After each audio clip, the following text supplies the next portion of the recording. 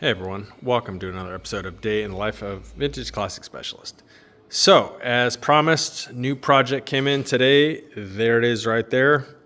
But I'm going to make you guys wait. So let's talk about what we worked on today, and then we'll come back to that at the end and see what the plans are. So why don't we start on this beauty here?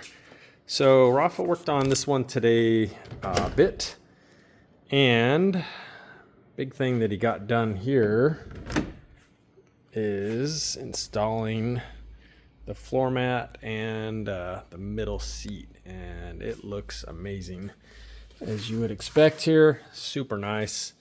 So those of you that watch the channel know that there was an issue with the floor pans, or excuse me, the floors, the cargo floors, which were put in at some point, and the mounting for the middle seat was off by, I don't know, 2 or 3 inches.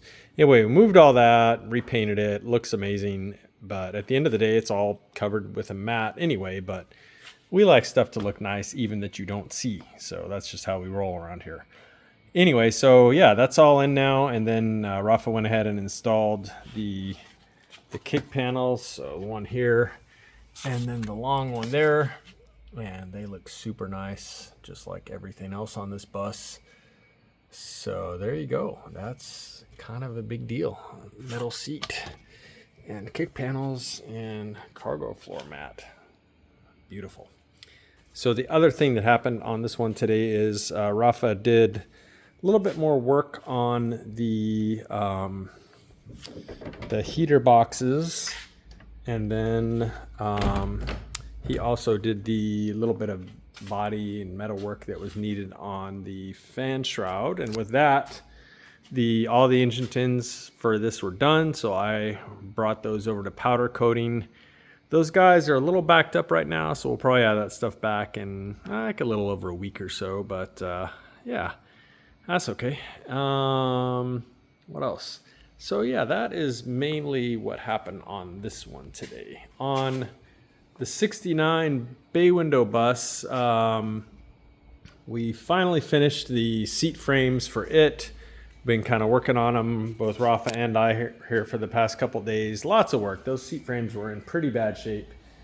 I did some welding yesterday on the front driver's seat, and then I actually missed a spring that was broke. Rafa noticed that this morning, took care of that, and did a couple other little odds and ends. So those all also went over to powder coating today. So all those seat frames are over there. Probably also have those back in a little over a week, and then those will go to one of our upholstery guys. We're going to send those to not Octavio this time, to another gentleman that we use, and he's going to do the seats for the 69 bay window bus. So those will be in process here pretty soon. So this one, I didn't really do much of anything to it today except admire it because it's beautiful. Actually, I take that back. I did a front end alignment today on it. It was off. It was off a bit. You know, I think Rafa had kind of done one before, but just sort of crude one just to get it like in the neighborhood, and so it was off a bit. So did a very precise one. Got it at about somewhere between a 16th and an 1/8 inch of toe in. So that's done. Other than that, didn't really do anything with this except admire it. Oh, no, I take it back. Jeez, I keep telling lies here. Only other little thing I did was I put on this hose, which is connecting the carburetor to this very cool industrial looking air cleaner. So that I did. Okay, for real, that's all I did on this one today, other than admire its sparkliness. Almost there. Hold on, and I'll talk about it. Couple minor things on the 67 today. One is that went ahead and put the seats together because we needed to make some space for that one in our storage unit for some parts that I'll talk about in a minute. So yeah, we went ahead and assembled the seat bottoms and backrests and went ahead and popped them in here because I needed a place to put them, and what better place to put them than in the car. So yeah, the interior on this one now, other than the back seat, which I still need to put in, is pretty much done. I do need to still order a radio to get rid of this giant hole in the dash here, but yeah, coming right along. So just little things here and there to keep this one moving along. I think that's about it. I ordered some shims and stuff that I needed for this one's distributor. Not super exciting, but again, keeping things moving here. So let's see. I think I am out of things to talk about until that. So let's talk about that. So you're probably wondering, what on earth are we going to do to this beautiful hot rod of a split window here that looks like a done amazing car? And it is in fact a done amazing car, but that's where we come in. Oh, and by the way, this is the real deal. This is a 52 rag top, like a real 52 rag top, not one that somebody grafted in or anything. So 52 rag top deluxe, and being a 52, it's got crotch coolers, which are cool. Look those up if you don't know what they are. Yeah, so the owner of this car has had it for a while, and he's wanted to, for quite some time now, put it back to stock. And so the purists out there are probably clapping right now and happy to see that this car is going to go back to stock. And the hot rod guys out there are probably scratching their head wondering, why would you do that? It's perfect. And it is perfect, but there's more than one way to be perfect. So let's take a look at what we got here at the moment, and then we'll talk about what we're gonna do.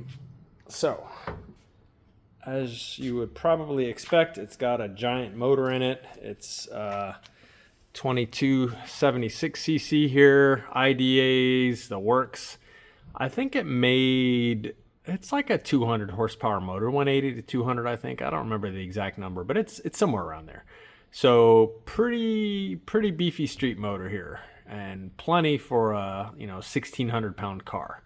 And so in addition to the motor, it's got a built transmission.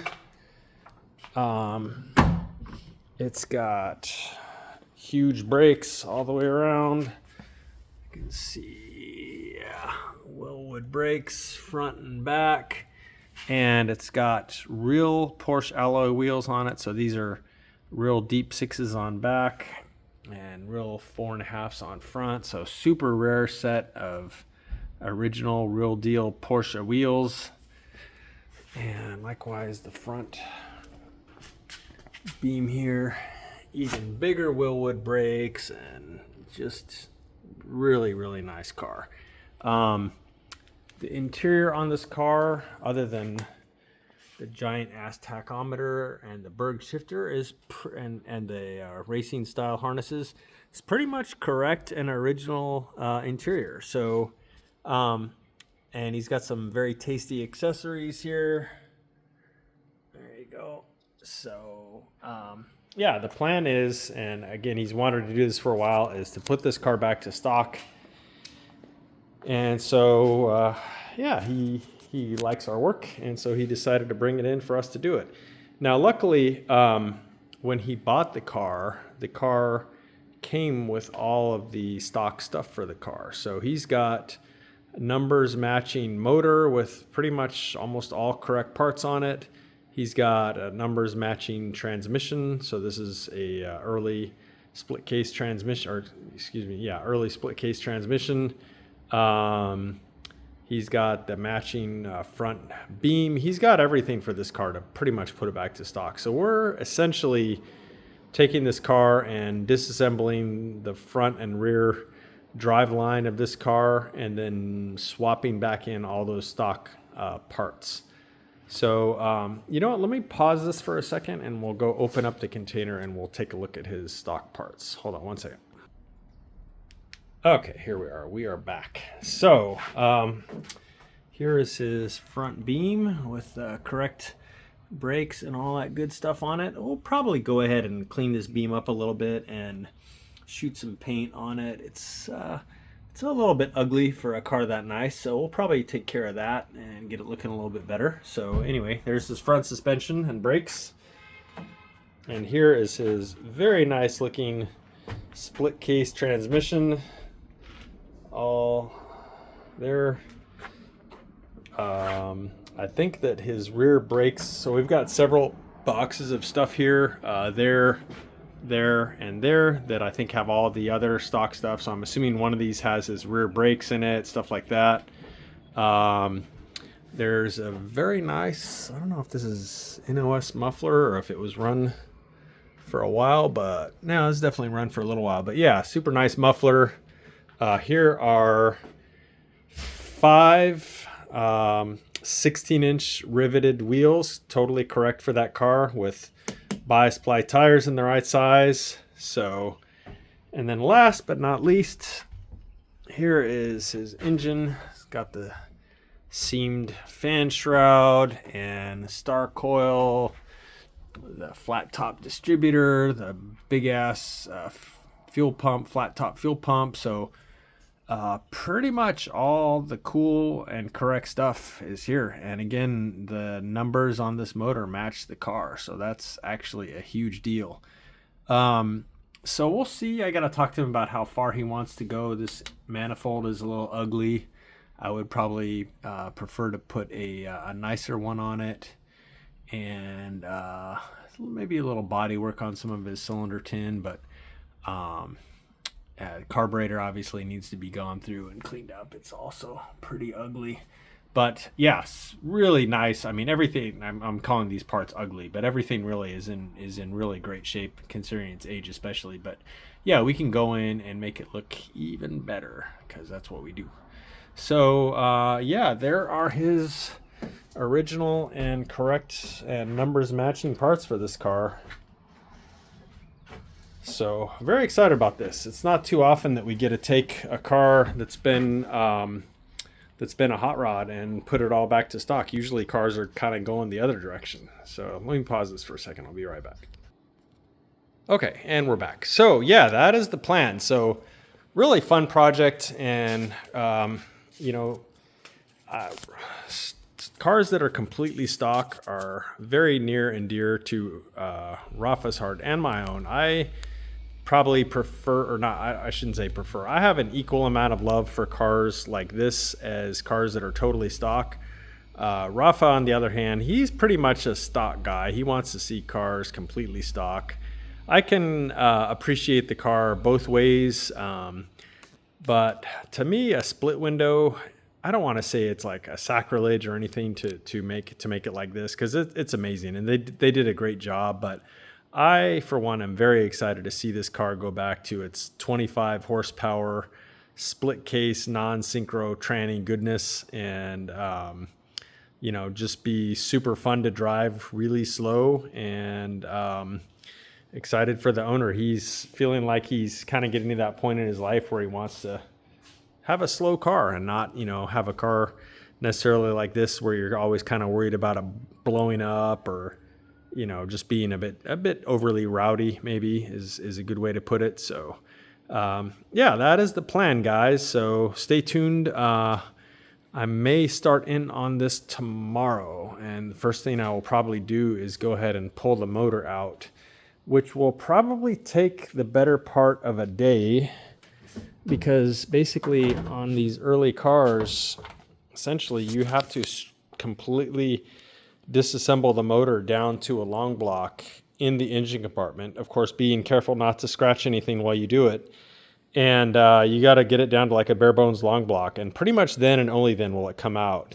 These engine compartments for 25 and 36 horsepower cars are tiny. And when you start putting like a 1600 based motor in there with giant ass carbs and stuff like that, to say that it's a tight fit is a bit of an understatement. So yeah, just slow and steady and it'll come out, and that'll be the first step. So may even start in on that tomorrow. So stay tuned. Should be a fun project to watch. Again, the purists in the crowd are probably going to be very happy to see this car go back to stock, and the guys who only like hot rods are probably scratching their heads. But anyway, regardless of which side of that spectrum you fall on, hope you enjoy watching it, and stay tuned. Thanks for watching. Bye.